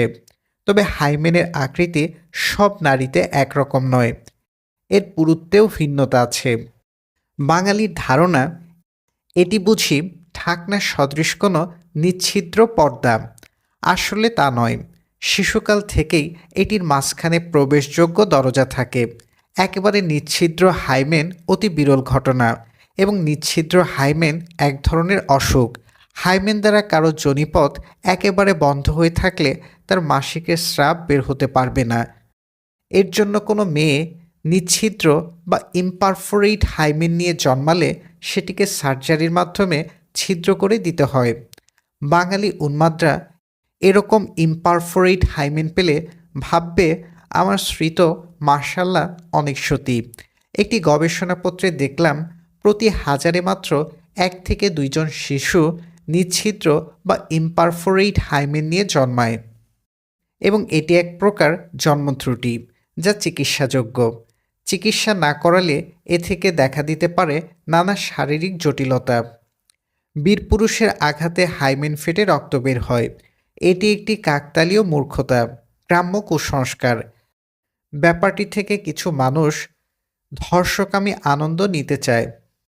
দেবোরাহ রজার্স ও মার্গারেট স্টার্ক তাদের গবেষণায় দেখিয়েছিলেন প্রথম সঙ্গমে রক্তপাতের ঘটনা অত্যন্ত বিরল। এটি সচরাচর ঘটে না। রক্তপাত নানা কারণে ঘটতে পারে, এবং এটি মোটেও হাইমেন ফেটে রক্তপাত নয়। হাইমেন জন্ম থেকেই ফাটা বা দরজাযুক্ত থাকে। এটিকে নতুন করে ফাটানোর কিছু নেই। ডেভিড ভাইজের এক গবেষণায় দেখলাম প্রথম সঙ্গমে রক্তপাতের প্রধান কারণ মূলত ভয়, শঙ্কা, উত্তেজনা ও লুব্রিকেন্ট বা পিচ্ছিলকারক রসের অনুপস্থিতি। আবার অনেক নারীর হাইমেনের ছিদ্র ছোট থাকে বা তাদের হাইমেনের দেয়াল পুরু থাকে। এরকম নারীদের প্রথম, দ্বিতীয়, তৃতীয়, এমনকি সহস্রতম সঙ্গমেও ব্যথা বা রক্তপাত হতে পারে। সবচেয়ে আশ্চর্যের বিষয়, কিছু গবেষণায় দেখা গেছে হাইমেন ফেটে যাবে এই কুসংস্কারে বিশ্বাস করার কারণেও অনেক নারীর প্রথম সঙ্গমে ব্যথা ও রক্তপাত হয়েছে। কারণ কাল্পনিক ভয়ে তারা সঙ্গমে সাড়া দিতে পারেনি, ফলে যোনিপথ পিচ্ছিল হয়নি। কিন্তু পিচ্ছিল হোক বা না হোক, যোনিপথ সঙ্গমের জন্য প্রস্তুত হোক বা না হোক, বীর গর্ধবগণ তাদের কার্যক্রম চালিয়ে গেছে এবং ঘর্ষণে রক্তাক্ত করেছে যোনিপথের দেয়াল। কোনটি স্বাভাবিক ও কোনটি অস্বাভাবিক তা বাঙালি শনাক্ত করতে পারছে না। তাদের যৌন শিক্ষা নেই বললেই চলে। প্রথম সঙ্গমে রক্তপাত হবে, এই অত্যন্ত অস্বাভাবিক ও বিরল ব্যাপারটিকে তারা ধরে নিয়েছে স্বাভাবিক প্রত্যাশা হিসেবে। সঙ্গমে রক্তপাত যে একটি বড় অসুস্থতা ও দুর্ঘটনার লক্ষণ, এটি বাঙালি ভাবতেই চায় না। সমাজকে অনুধাবন করতে হবে সতীত্ব বা কুমারিত্ব এই বিষয়গুলোর সাথে হাইমেনের কোনো সম্পর্ক নেই। হাইমেন হলো নারীর যোনিপথের একটি সুরক্ষা যন্ত্র মাত্র। এটিকে সতীত্ব শনাক্ত করার অস্ত্র বানিয়েছে বাসরাতে বউয়ের হাত পা বেঁধে সঙ্গম করা লোকেরা। নারী বিষয়ক আরামদায়ক কুসংস্কারাদিতে বিশ্বাস স্থাপন করা পুরুষদের জন্য খুব সহজ ও সুবিধাজনক। এতে নারীকে সারাক্ষণ যৌন ব্যাপারে ভয়ের ভেতর রাখা যায়। একজন ভীতু নারীর সাথে সঙ্গম করতে বাঙালি পুরুষগণ এত মরিয়া কেন, সেটি আমার বুঝে আসে না। ব্যাপারটি কি তাদের কোনো অবচেতন ভয়ের দিকে ইঙ্গিত করে? তারা কি জেনে গেছে নারী ভয় না পেয়ে যদি প্রাকৃতিকভাবে সম্পূর্ণ সাড়া দেয়, তাহলে বীরপুরুষদের বিপদ ঘটতে পারে? এজন্যই কি তারা দরজাযুক্ত হাইমেনের বাংলা করেছে সতীচ্ছদ পর্দা? হাইমেনের বাংলা হিসেবে সতীচ্ছদ পর্দা কথাটি আমার আশা আর ব্যবহৃত হবে না। এ ধরনের সেক্সিস্ট অনুবাদ মানুষের জন্য অত্যন্ত অবমাননাকর। আমি হাইমেনের নতুন বাংলা প্রস্তাব করছি সুরক্ষামুখ। মানুষের চিন্তা চেতনায় ভাষা খুব গুরুত্বপূর্ণ ভূমিকা রাখে। ভাষা যদি বিকৃত হয় তাহলে চিন্তায়ও বিকৃতি আসে। মানুষ মূলত ভাষার অবকাঠামো। যার ভাষা উন্নত তার চিন্তাও উন্নত। বাংলা ভাষাকে সেক্সিস্ট শব্দভাণ্ডার থেকে মুক্ত না করলে বাঙালির চিন্তাভাবনা হতে নারী বিদ্বেষ, পুরুষ বিদ্বেষ এই বিষয়গুলো তাড়ানো যাবে না। ফোনালাপ, তৃতীয় পর্ব। পবিত্র পুরুষ, শয়তান, সতীত্বের সৌন্দর্য। লিফলেটে আপনি পুরুষদের সতীত্বের দিকেও ইঙ্গিত করেছেন। আমি জানতে চাচ্ছি, সতীত্বের ধারণাটি যেভাবে নারীদের ওপর চাপানো হয় সেভাবে পুরুষদের উপর চাপানো হয় না কেন? জিব্রাইল, যে ছুরি আপনি অন্যকে বধের জন্য তৈরি করেছেন, সে ছুরি দিয়ে নিজের গলা কাটতে রাজি হবেন কি? হবেন না। সতীত্বের ধারণাটি এক প্রকার ছুরি, এবং এ ছুরি তৈরি করেছে পুরুষরা। ফলে অনিবার্যভাবে কোনো মানুষ সতী কিনা এ প্রশ্ন কেবল নারীদের বেলায়ই ওঠে, পুরুষদের বেলায় ওঠে না। কোনো পুরুষ সতী কিনা এ নিয়ে সমাজ মাথা ঘামায় না। আবহমান কাল থেকেই সতীত্বের ছুরিকা মেয়েদেরকে ঘায়েল করে যাচ্ছে। বাংলাদেশের সমাজ পুরুষ শাসিত। এ সমাজের প্রায় সব প্রথাই পুরুষদের সৃষ্টি করা। প্রথাগুলো নির্মাণে তারা খুব সতর্কতা অবলম্বন করেছে, যেন এগুলো কেবল বেছে বেছে নারীদের জীবনকেই পর্যদুস্ত করে। কোনো নারী কি এখানে পুরুষের সতীত্ব নিয়ে প্রশ্ন তুলতে পারবে? সতী নয়, এ অজুহাতে নারীরা কি এখানে পুরুষদের চরিত্র হনন করতে পারে? পারে না। সমাজ যে প্রচণ্ডতা নিয়ে একজন নারীকে দুশ্চরিত্রা বলে, সে প্রচণ্ডতা নিয়ে কোনো পুরুষকে কি এখানে দুশ্চরিত্র বলা যায়? যায় না। পুরুষ মানুষ একটু আধটু বদমাইশি করবে, এ কথা সমাজ প্রকাশ্যেই স্বীকার করে। সমাজের যে কাঠামো এই অঞ্চলে গড়ে উঠেছে, তার প্রতিটি ইট, প্রতিটি খুঁটি পুরুষদের তৈরি। নারীদের কোনো অংশগ্রহণ এতে নেই। এই যে সতীত্বের ধারণা, সমাজ সেনারা কি কখনো ভেবে দেখেছে যে একজন নারী তার কুমারিত্ব তখনই হারায় যখন সংশ্লিষ্ট পুরুষটিও কুমারিত্ব হারায়? কুমারিত্ব বিসর্জন, এটি তো কোনো একপাক্ষিক ব্যাপার নয়। পুরুষের সাহায্য ছাড়া কি একজন নারীর পক্ষে একা একা কুমারিত্ব বিসর্জন দেওয়া সম্ভব? সম্ভব নয়। আমি আর্টিফিশিয়াল পেনিট্রেশনের কথা বলছি না, কিন্তু সমাজ এগুলো ভাবতে চায় না। সমাজওয়ালারা একটু চিন্তা করলেই টের পেত কোনো নারী কুমারী নয়। এর অর্থ হলো নারীটির সাথে যে পুরুষ সঙ্গম করেছে সে পুরুষটিও আর কুমার নয়। প্রতিটি অকুমারী নারীর বিপরীতে রয়েছে একজন করে অকুমার পুরুষ। এ চিন্তা শক্তিশালী হলে সমাজের সতীত্ব নামক চরিত্র হননকারী প্যাকেজের উদ্ভব ঘটত না। এজন্য বলবো, সতীত্ব ও কুমারিত্ব দুটি ধারণাকেই সমাজ থেকে একেবারে বিলুপ্ত করে দিতে হবে। যৌনতা একটি প্রাকৃতিক আচরণ। এই আচরণকে সতীত্ব নামক ভূতের মাধ্যমে ভয় দেখিয়ে বিকৃত করা উচিত নয়। একজন মানুষ কুমার কি অকুমার এটি জেনে আমাদের কি লাভ হবে? এতে কি সমাজ বা মানুষের কোনো উপকার হয়? হয় না। উল্টো বিশৃঙ্খলা বাড়ে এবং মানুষের জীবন দুর্বিষহ হয়ে ওঠে। আমি অবাক হই, মানুষের আনন্দ ও সুখ বাড়াতে যে সমাজ কোনো তৎপরতা দেখায় না, সে সমাজ মানুষের জীবনকে দুর্বিষহ করে তুলতে কতই না তৎপর। যেখানে খোঁজ নেওয়া উচিত মেয়েটি শারীরিক ও মানসিকভাবে সুস্থ কিনা সেখানে সমাজ প্রশ্ন করে মেয়েটি সতী কিনা। বিয়ের আগে সমাজ মেয়েটির কুমারিত্ব সম্পর্কে নিশ্চিত হতে চায়। সন্তান উৎপাদনের জন্য কুমারিত্ব কি কোনো অপরিহার্য বিষয়? নিশ্চয় নয়। তাহলে সমাজ নারীদের ব্যাপারে এ সন্দেহ পোষণ করে কেন? কারণ এ সমাজ অপমানকারী সমাজ। মানুষকে অপমান করে সমাজসেনারা খুব আনন্দ পায়। কাউকে আকারে ইঙ্গিতে একটু অপদস্থ করা গেলে তার চরিত্রে কোনো কাল্পনিক কালিমা লেপন করতে পারলে এ অঞ্চলের বাসিন্দারা অনুভব করে হর্ষপুলক। সমাজের আরোপ করা সকল ক্ষতিকর স্টিগমা হতে মানুষকে শৈশব থেকেই দূরে রাখতে হবে। সমাজের কাজ সুখের বিকাশ ঘটানো। মানুষের সুখ ও আনন্দের পথে যে সমাজ কাটা বিছায় সে সমাজ মূলত মহানবীর গল্পের ওই ঈর্ষাকাতর বুড়ি। এই বুড়ির ফাঁদে পুরুষরা পা দেবে কেন? তাদেরকে বুঝতে হবে যৌনতার সাথে পবিত্রতার কোনো সম্পর্ক নেই। সতী নারী হলো পবিত্র নারী। এ ধরনের কথা এক প্রকার আষাঢ়ে ভাবনা। পবিত্র পুরুষ যতখানি অলীক কল্পনা, পবিত্র নারীও ঠিক ততখানি রোমান্টিক জল্পনা। সমাজকে কল্প চৈতন্য থেকে বেরিয়ে আসতে হবে। নারীদের প্রতি সমাজের দৃষ্টিভঙ্গি যেন সিসিটিভির মতো না হয় এটি নিশ্চিত করতে হবে। অবাধ মেলামেশা। শয়তান। আপনি বলছেন সতীত্ব বা কুমারিত্বের ধারণা সমাজ থেকে একেবারেই বিলুপ্ত করে দিতে, কিন্তু এটি করলে কি নারী পুরুষের অবাধ মেলামেশা বৃদ্ধি পাবে না? বিবাহ বহির্ভূত সম্পর্ক সমাজে বেড়ে যাবে না? জিব্রাইল: আচ্ছা, আপনারা যে হুটহাট অবাধ মেলামেশা কথাটি ব্যবহার করেন, এই অবাধ মেলামেশা জিনিসটা আসলে কি? কেউ তার পছন্দের নারী বা পুরুষের সাথে একটু ঘনিষ্ঠ সময় কাটাচ্ছে, নির্বিঘ্ন সঙ্গ উপভোগ করছে, হাঁটাচলা করছে, রিকশায় চড়ছে, কেউ এতে বাধা দিচ্ছে না।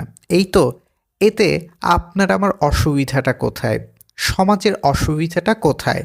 একজন প্রাপ্তবয়স্ক মানুষ তার ইচ্ছে অনুযায়ী অন্য মানুষের সাথে মিশবে, কথা বলবে, গল্প করবে, যেখানে খুশি সেখানে যাবে। এটা তো তার সাংবিধানিক অধিকার। শুধু সাংবিধানিক নয়, আমরা যে মানুষের ন্যাচারাল রাইটসের কথা বলি, প্রাকৃতিক বা জন্মগত অধিকারের কথা বলি, এটা তো সেই অধিকার। এই অধিকার যদি অতীতে কেউ বাধাগ্রস্ত করত, আমাদের দূর অতীতের পূর্বপুরুষরা যদি স্বাধীনভাবে একে অন্যের সাথে মেলামেশার সুযোগ না পেত, তাহলে কি আমরা পৃথিবীতে টিকে থাকতাম না। বাংলাদেশ তো ইউডিএইচআরের সিগনেটরি পার্টি। মানুষের ফ্রিডম অফ মুভমেন্টকে বাংলাদেশ দস্তখত করে স্বীকৃতি দিয়েছে। যে রাষ্ট্র ইউডিএইচআরের বর্ণিত মানুষের মৌলিক অধিকারগুলোর রেটিফাই করেছে, সে রাষ্ট্রের সমাজ নারী পুরুষের অবাধ মেলামেশা নিয়ে এত উদ্বিগ্ন কেন? এই উদ্বেগের উৎস যে সমাজের বাসিন্দাদের লুকায়িত যৌনহিংসা, তা বুঝতে কি আপনার অসুবিধা হয়? আর অবাধ মেলামেশা মানেই কি অবাধ সঙ্গম? আমার বুঝে আসে না এদেশের মানুষের মগজে সারাক্ষণ সঙ্গম টকবক করে নাকি। কোনো পার্কে দুই তরুণ তরুণী নির্জনে গল্প করছে, এর অর্থ কি তারা ওখানে অবাধে সঙ্গম করছে?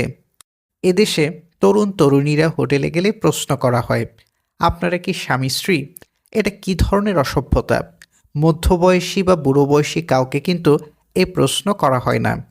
সমাজ ধরেই নিয়েছে বয়স্ক পুরুষদের সাথে কোনো নারী পাওয়া গেলে সে নারী নিঃসন্দেহে তার স্ত্রী। কিছুদিন আগে আমার এক বন্ধু বউ নিয়ে সিলেটে মাজার জিয়ারত করতে গিয়ে বিপদে পড়েছে। তরুণী দম্পতিকে কোনো হোটেলেই রুম ভাড়া দিতে চাচ্ছিল না। শেষে বাড়ি থেকে কাবিনের স্ক্যান্ড কপি নিয়ে সে হোটেলে উঠেছে। কোনো আধুনিক সভ্য সমাজে এটি কল্পনা করা যায়? আমাদের সমাজ এত দাতাল কেন? মানুষকে কামড় দেওয়ার জন্য এটি সবসময় এক পায়ে দাঁড়িয়ে থাকে।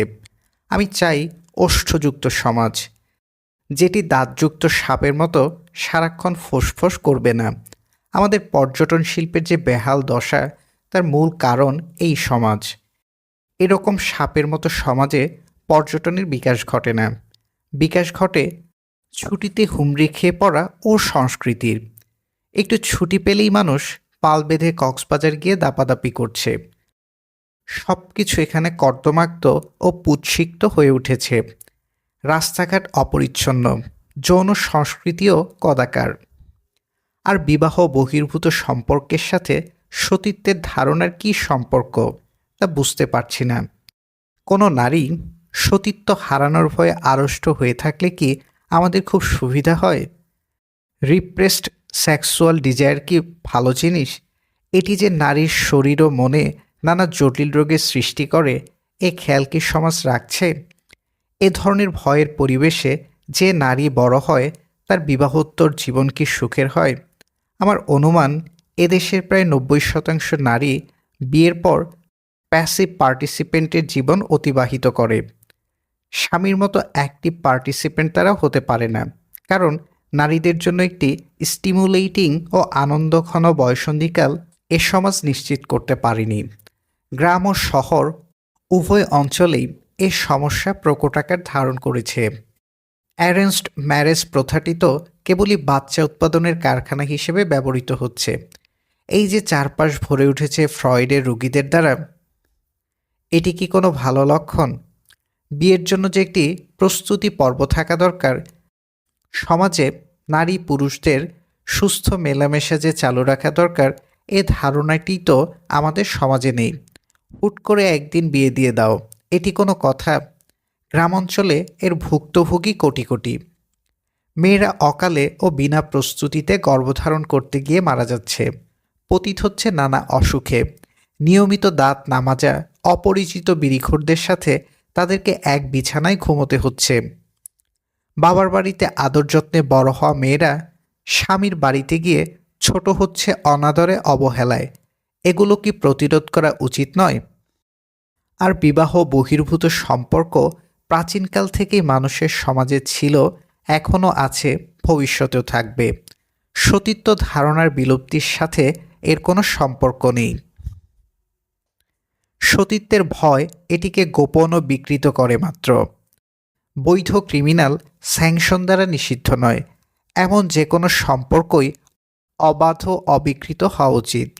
কোথাও ঘনিষ্ঠ নারী পুরুষ দেখলেই সমাজের হামলে পড়া ঠিক নয়। কারো কোনো আচরণ যদি পাবলিক ইন্টারেস্টের সাথে সাংঘর্ষিক হয়, যেমন পাবলিক প্লেসে এক্সপ্লিসিট নুডিটি, তাহলে সেটিকে ক্রিমিনাল স্যাংশনের মাধ্যমে রেগুলেট করা যেতে পারে। কিন্তু কোনো অবস্থাতেই সামাজিক বীরপুরুষদের লেলিয়ে দেওয়া যাবে না, কারণ আমরা এনার্কিক সমাজে বাস করছি না। হ্যাঁ, সমাজ বিয়েকে উৎসাহিত করতে পারে, এতে আমি আপত্তি করছি না। পরিবার গঠনের জন্য বিয়ে একটি ভালো প্রতিষ্ঠান।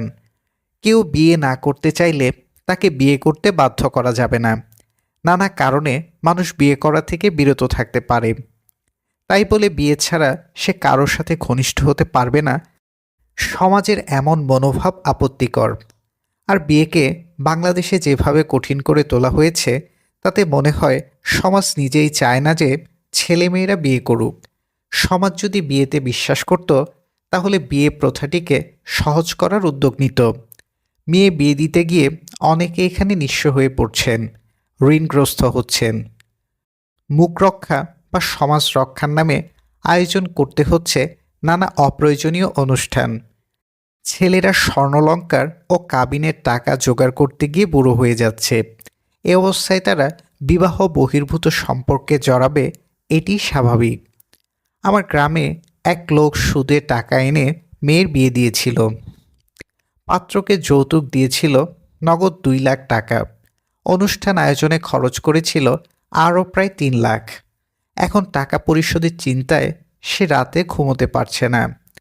যে সমাজ বিয়ের নামে বাবা মাকে এরকম বিনিদ্র রাখছে, সে সমাজে অবাধ মেলামেশার বিকল্প কী? ভার্জিন আয়াতুল্লাহ, শয়তান। বিশ্বের নানা দেশে কুমারিত্ব বা সতীত্ব পরীক্ষার চল আছে। এ পরীক্ষাগুলোর ব্যাপারে কি বলবেন? এগুলো চালু রাখা উচিত কিনা? জিব্রাইল: আমি মূল লিফলেটে ইতিমধ্যে দেখিয়েছি যে এসব পরীক্ষা একেবারেই ভিত্তিহীন। এগুলোর জন্ম হাইমেন বিষয়ক কুসংস্কার থেকে। কুমারিত্ব কোনো পরীক্ষাযোগ্য বিষয় নয়। এ প্রথা নারীর জন্য অত্যন্ত অপমানজনক, পীড়াদায়ক এবং সেক্সুয়াল অ্যাসল্টের মতো ব্যাপার। আমি মনে করি এগুলো ক্রিমিনাল কন্ডাক্টস। ইরানের দিকে তাকান, সেখানে নারীদেরকে বিয়ের আগে কুমারিত্বের মেডিকেল সার্টিফিকেট সংগ্রহ করতে হয়। আয়াতুল্লাহরা ভার্জিনিটি টেস্টের নামে মেয়েদের যৌনিপথ খাটাখাটি করছে। কোনো মেয়ে এই টেস্টে ফেল করলে তাকে যেতে হচ্ছে অবর্ণনীয় যাতনার মধ্য দিয়ে। ফলে অনেকেই অপারেশনের মাধ্যমে তাদের হাইমেন পুনর্গঠন করান। কাউকে কাউকে অনার কিলিংয়ের নামে হত্যাও করা হচ্ছে। বলা যায় খুবই চমৎকার ইসলামী সমাজ ব্যবস্থা। বাংলাদেশের বিছানাবীরেরা এ ধরনের সমাজের স্বপ্নই দেখে। বাসর ঘরে সাদা চাদর বিছিয়ে তারা খুব আরাম পায়। ভারতের মূর্খরাও এ কাজে পিছিয়ে নেই।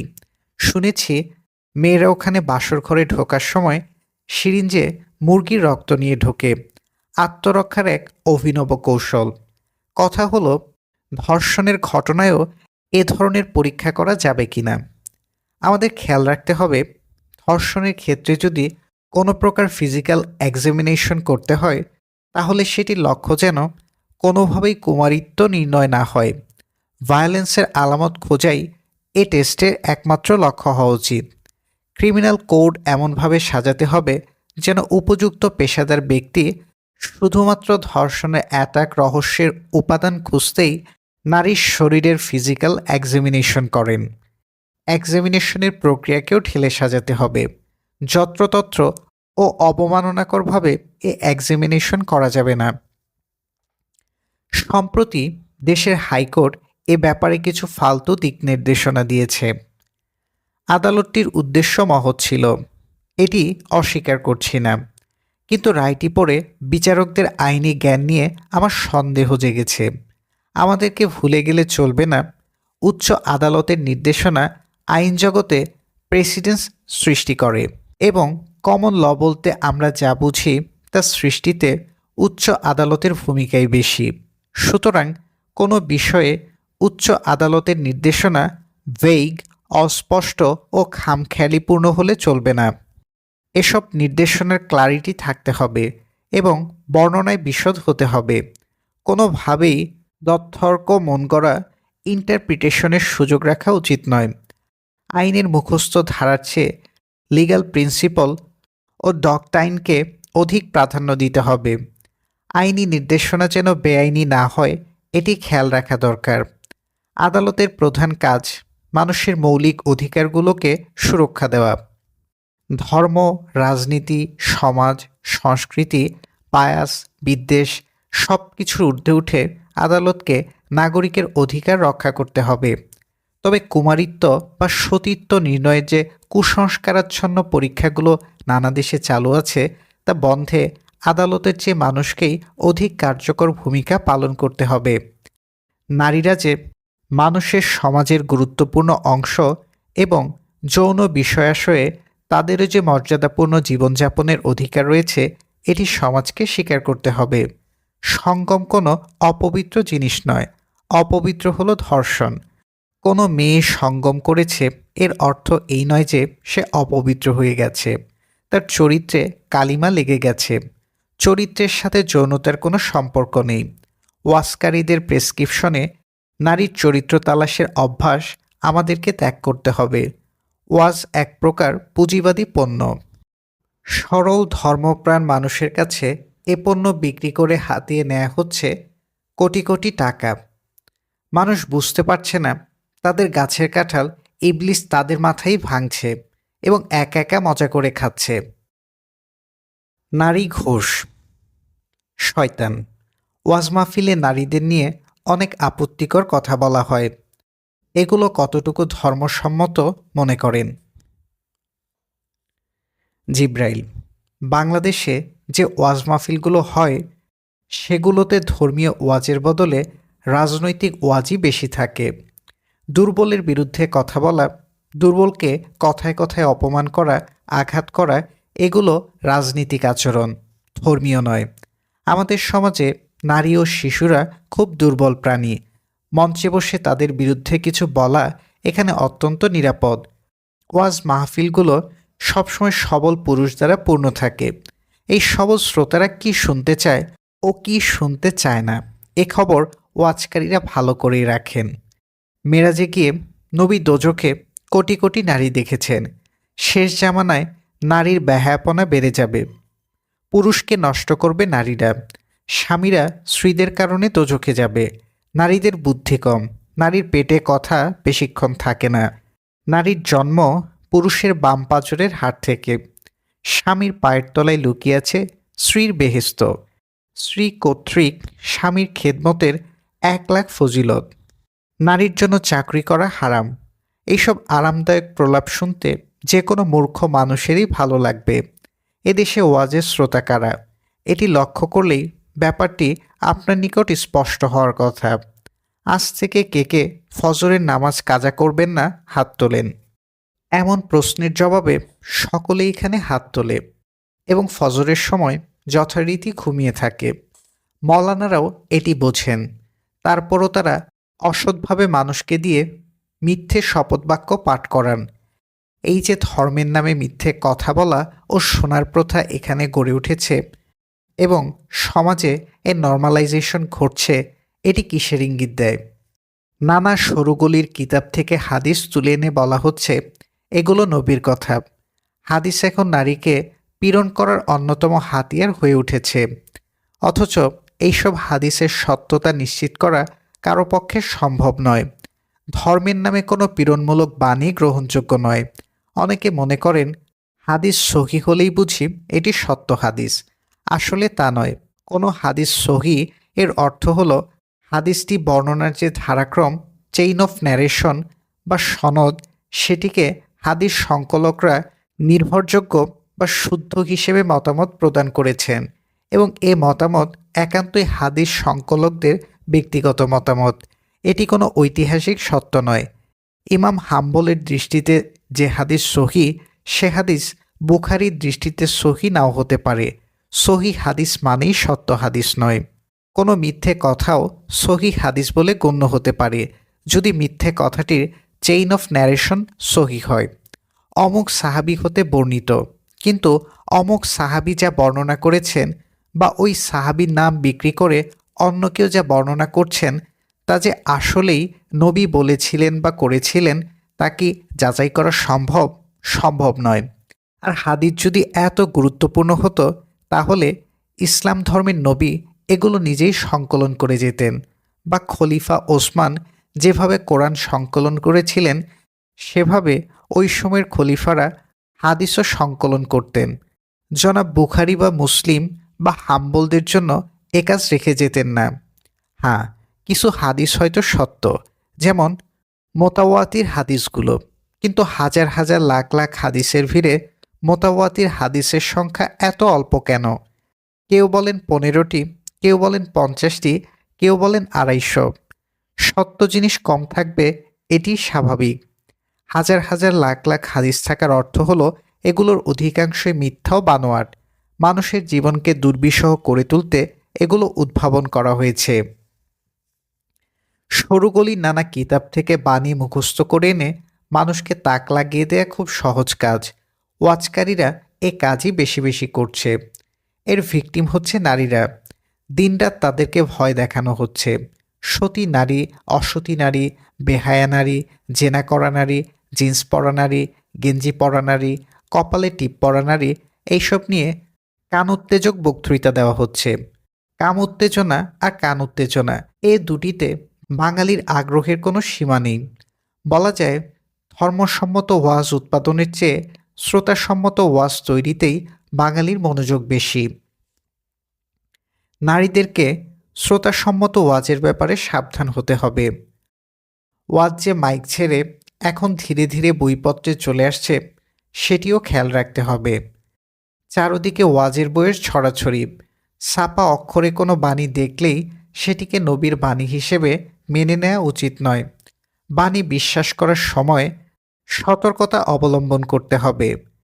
যা মানুষকে অদৃশ্য রশি দিয়ে বেঁধে ফেলে, যা মানুষের ব্যক্তিসত্তাকে অপমান করে, তা কোনো ঈশ্বর বা ঈশ্বরের প্রতিনিধির বাণী হতে পারে না। বেহায়া গোলাপ, শয়তান। নারীদের বেহায়াপনা বা বেলেল্লাপনা প্রসঙ্গে একটু কথা বলতে চাই। বেহায়া নারী বা বেলেল্লা নারী বলতে আপনি কি বুঝেন? জিব্রাইল: গুরুত্বপূর্ণ প্রশ্ন। বেহায়া নারী বা নির্লজ্জ নারী, এই ধারণাটি সমাজে তৈরি হয়েছে মূলত নারীদের উপর সমাজের কর্তৃত্ব নিশ্চিত করতে। যে নারী তার মাথায় সমাজকে ছড়ি ঘোরাতে দেয় না, সমাজের আরোপ করা দমনমূলক রীতিনীতির বিরুদ্ধে যে নারী সজাগ থাকে, যে একটু স্বাধীনভাবে বাঁচতে চায়, মৌলিক অধিকারগুলোর ব্যাপারে সচেতন থাকতে চায়, সে নারী বেহায়া নারী। সমাজের চোখে তার সকল আচরণই বেহায়াপনা। নারীর আচরণের ব্যাপারে সমাজ সূচের মতো তীক্ষ্ণ হলেও পুরুষদের আচরণের ব্যাপারে সে জলের মতো নরম। নারীর চলাফেরা নিয়ে যে উদ্বেগ সমাজ দেখায়, পুরুষের চলাফেরা নিয়ে তার 100 ভাগের 1 ভাগও কি দেখায়? দেখায় না। এই যে প্রচণ্ড গরম পড়েছে, এই গরমে ছেলেরা ঠিকই হালকা কাপড় চোপড় পরে বাইরে বেরোচ্ছে, কেউ কেউ ঘুরে বেড়াচ্ছে স্যান্ডো গেঞ্জি পরে, কিন্তু মেয়েরা তা পারছে না। সমাজ তাদের উপর বিভিন্ন লজ্জা ও প্রথার পাথর চাপিয়ে দিয়েছে। এ পাথরের চাপায় তারা বাধ্য হচ্ছে ভারী ভারী দম বন্ধ করা পোশাক পরতে। কিছু একটা পরার সময় কোটি কোটি বিষয় চিন্তা করছে। মুরব্বির ভয়, জাহান্নামের ভয়, আসমানের ভয়, স্বামীর ভয়, বিয়ে না হওয়ার ভয়, তালাক খাওয়ার ভয়, চরিত্রে দাগ লাগার ভয়, এরকম অজস্র ভয়ের বাতি মেয়েদের ভেতর ঝলমল করছে।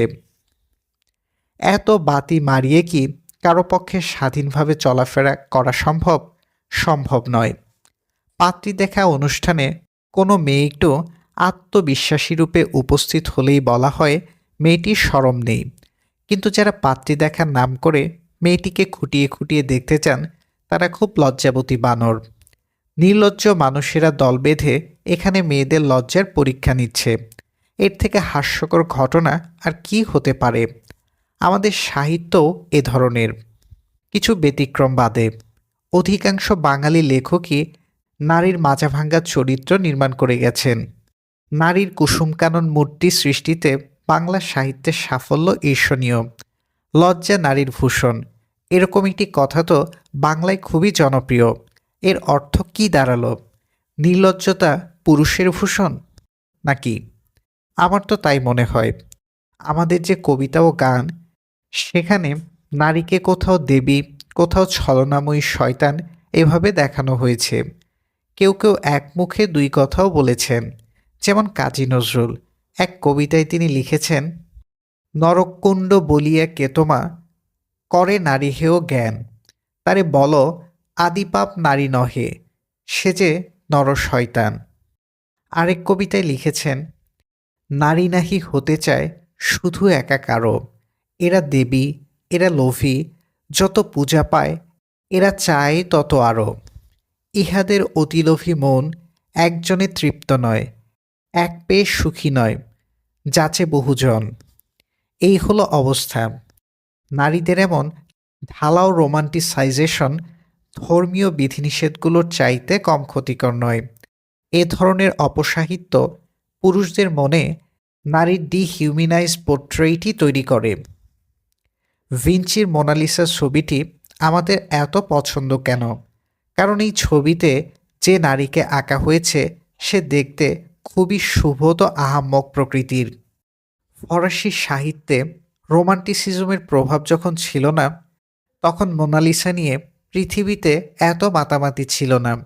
এরকম শৈল্পিক মুনশিয়ানা পৃথিবীর আরও অনেক ছবিতে আছে, কিন্তু বোল্ড অসামাজিক সাবজেক্ট থাকার কারণে সেগুলো নিয়ে মাতামাতি নেই।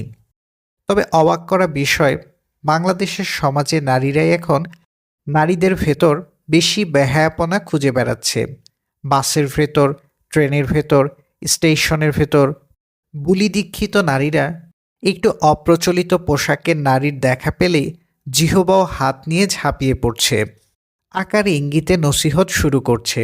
নরসিংদীতে যে কিছুদিন আগে একটি মেয়েকে হেনস্থা করা হলো, সেটি একজন নারী করেছেন। ধর্মীয় ওয়াচকারীরা নারীদের একটি অংশকে ভয় দেখিয়ে দেখিয়ে কৃতদাসে পরিণত করেছেন, যারা নিজেদের পছন্দ অপছন্দকে সহিংসভাবে অন্যের উপর চাপিয়ে দিতে চাইছে।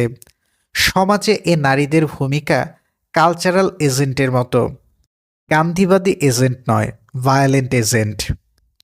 কোনো সমাজে নারী যদি নিজেই নিজের জন্য কারাগার নির্মাণ করতে চায়, তাহলে বুঝতে হবে ওই সমাজে নারীরা একেবারেই না মানুষ হিসেবে বিবেচিত হচ্ছে। না মানুষদের শরীর থাকলেও সত্তা থাকে না, মানব সত্তা হারিয়ে এরা পরিণত হয়েছে রিমোট কন্ট্রোলড অ্যানিমেল বডিতে। অ্যানিমেল বডির মুক্তি তো হিউম্যান সোসাইটিতে সম্ভব নয়।